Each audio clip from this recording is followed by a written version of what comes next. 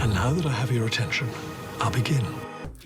Greetings and salutations, everyone. I have a rare entry here, as I usually stick to making videos about films I enjoy and want to share, in that this is going to be for a show instead. I think the only other times that I've covered shows have been where I did Interview with the Vampire and The Fall of the House of Usher, both of those late last year. Technically, I guess you could say The Last Drive-In is more of a show, even though they present movies. That was also from about a year before that. And a few months ago, covering Reginald the Vampire, which sadly has been canceled, so just forget about that one. But anyways, for this entry, the show I wanted to cover is Dispatches from Elsewhere from 2020. This was an AMC show, which I watched in the early days of the pandemic. I believe this came out in April of 2020. I'd rushed through it back then, watching every episode as quickly as possible. I loved it, and I was finally able to revisit this show. Now, this one stars and is also created by Jason Segel. It also stars Eve Lindley, Sally Field, Andre Benjamin, and Richard E. Grant. But what is this show about? Well, it's kind of an interesting one, but I'm going to cover two things. First is going to be Dispatches from Elsewhere, and then the other one is going to be The Institute, which is a documentary that kind of inspired this. So the synopsis for Dispatches from Elsewhere is as follows.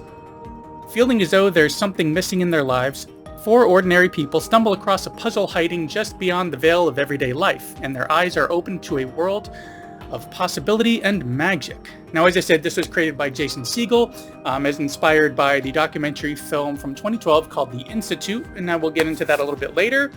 But for Dispatches from Elsewhere, as the synopsis says, these characters kind of feel like there's something missing from their lives. It focuses initially on Segel's character, Peter, before bringing in all of the others. Now, we also get episodes which focus on each one of those characters to really open them up along the way in this story, which is about kind of like an augmented reality mystery taking place in real-world Philadelphia, kind of like a scavenger hunt or something along those lines.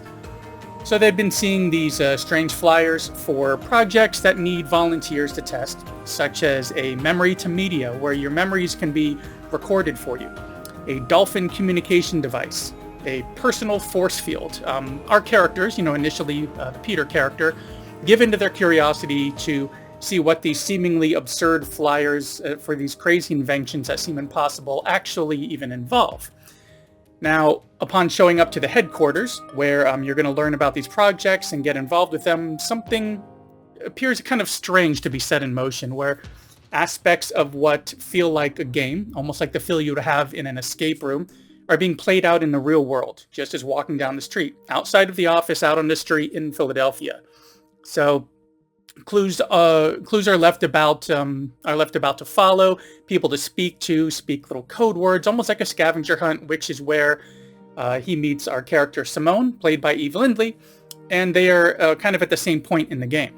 Now, there are gaps, of course. They learn of something, there's a gap, they don't get anything else for a little while. They're kind of out of the game for a little bit, and then they will receive a phone call or some other communication with a new mission to embark on, one which leads these two characters to a park with hundreds of other people playing this game, using the same clues, trying to find their little groups of people to team up with. And this is where they find the rest of their team, which is where we have Janice, who's played by Sally Field, and Fredwin, played by Andre Benjamin. That's where they come into it. So now we have our group of four people from four different walks of life trying to figure this mystery out. Simone, of course, is thinking it's just a game with a prize at the end. It's going to be great to see what that prize is. Fredwin being the analytical one who thinks it's like a government experiment of some sort, that they're being monitored, and he's very distrustful. And then there's Janice, who's just happy to have a fun connection with others, even though she might kind of consider this to be almost like a prank in a way. But then there's Peter, who's wondering, what if it's all real? This whole story that they're being told involving these other operatives and other factions and a missing girl named Clara who they need to be found. What if it's all real? So you have these different points of view as they're kind of following the clues and going on this real world mystery. So the show's a lot of fun because we get to kind of follow all these characters through this mystery, wondering if each one is right in their assumptions as we get our episodes focusing on each one of them, so we kind of understand why they are the way that they are. We get to kind of feel their curiosity unfold, seeing their connections grow with each other, and really connect with them as we get some really heartfelt details about each one of them coming to the forefront. Every character in our group is, this being Peter, Fredwin, Simone, and Janice, are very likable and relatable, even for their faults. Even if not specifically relating to that fault that you have it yourself, or that they have it themselves, they are brought to screen in such a way where you can at least understand what that fault is and how the world is for them. And it just really helps you connect with them and be fully on board with the story and wanting to know where these characters are going and if everybody's going to be okay. I feel like it is through those faults where we really, where they really connect with each other, let's say.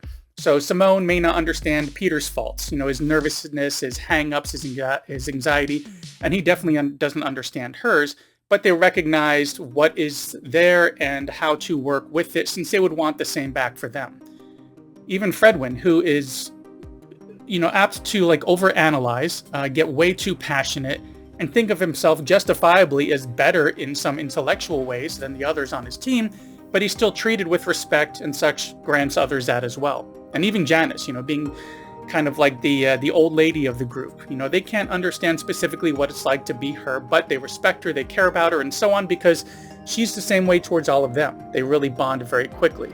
So revisiting this one, within that first episode, I knew I wouldn't be able to stretch it out. My plan was to maybe watch an episode every couple of days, but I ended up finishing all 10 episodes on this rewatch within about 4 days. I even remember a little bit about the ending going into it, because that's part of it that might be a little bit divisive.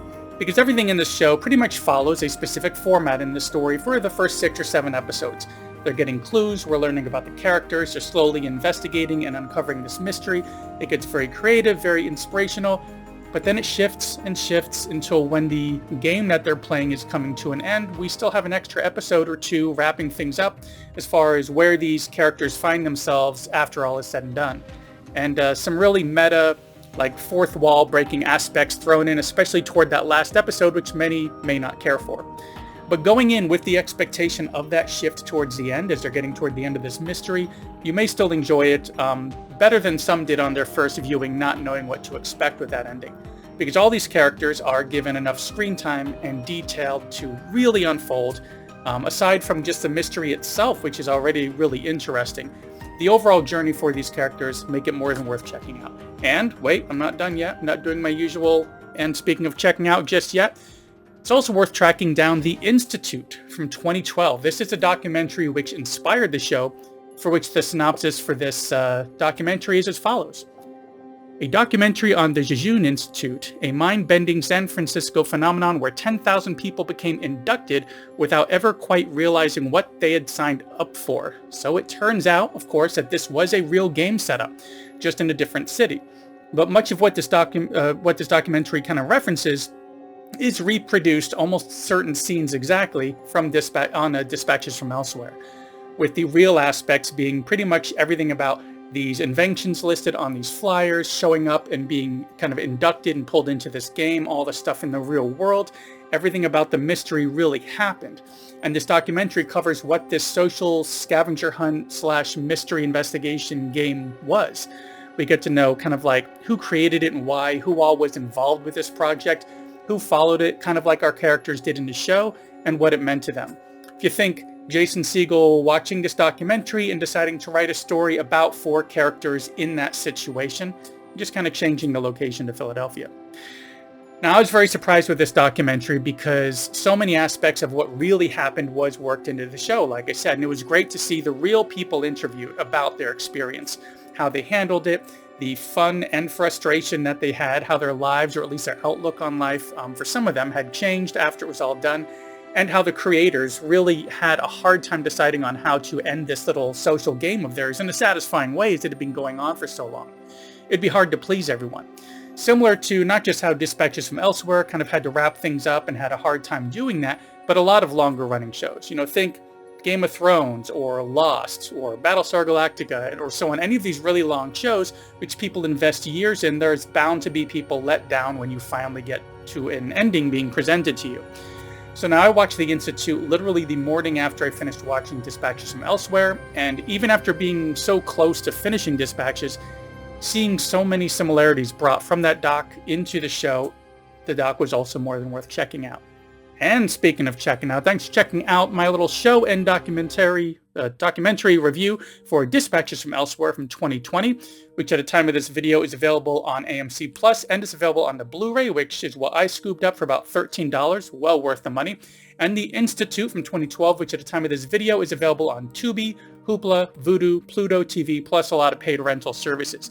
Both are definitely worth the watch, and Dispatches from Elsewhere is one which I just don't really hear much about these days. I didn't hear much back then, and I don't hear now, and I really do feel that it deserves a lot of notice. In this day and age, with a lot of shows getting a season or two, sometimes leaving us on a cliffhanger and then getting canceled, such as Reginald the Vampire, The Acolyte, 1899, I mean, even Willow. I mean, it's very interesting how they put these shows out, they want us to watch them, we start watching them, and then they cancel them. It's very frustrating. But sometimes there's shows like this one where you have one single season that tells the entire story. So it's definitely worth checking it out and really getting wrapped up in it, because you're going to have a beginning, middle, and end all wrapped up nicely. No cliffhanger, no cancellation. It's simply done. But anyways, like I said, they're more than worth checking out. We got Dispatches from Elsewhere on AMC Plus and on Blu-ray, and we have the Institute available on a lot of different free streaming services such as Tubi, Hoopla, Vudu, and Pluto TV. Anyways, that's all that I have for this one. Thanks for coming by and sticking around to the end, as it really does help out a lot. I know this is a very different kind of video, but if you are not already subscribed, please consider subscribing and hitting that little bell icon to get notifications for when I put up new content, which is anywhere from 1 to 3 times a week, usually on Mondays and Fridays. Give me a thumbs up if you enjoyed this video, and I will see you in the next one.